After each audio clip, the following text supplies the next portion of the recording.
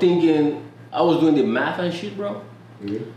I think in Asia, you can live comfortable with less than 1,000 USD a month.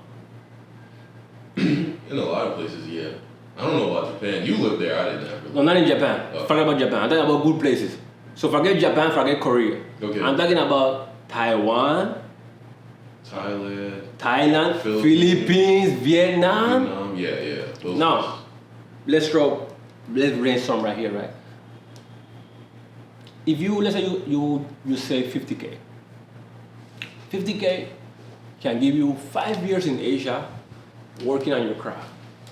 That's for sure, yeah. Imagine that, yo, I'm listening. I will give you 50K, write me the best American novel. And you got 5 years.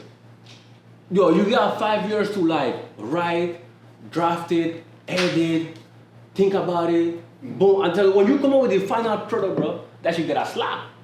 Or if I come like, yo, write me like in 5 years, write me 2 movie scripts. And you just, let's say you in the Philippines, in Palawan or something like that. Yeah. And just writing, bro. You can come with a good fucking product, bro. That's facts. So let's do this, right? Boom, boom, boom. How much my folks are paying for in the US for college? Dog. Right? They're paying. It's not 50K. For the whole degree, let's say 4 years, how much is it paying? Oh, no, they're paying They're paying good 80,000, 100,000. For a degree, right? Yes. Wouldn't it be better to take that money and work on your own shit?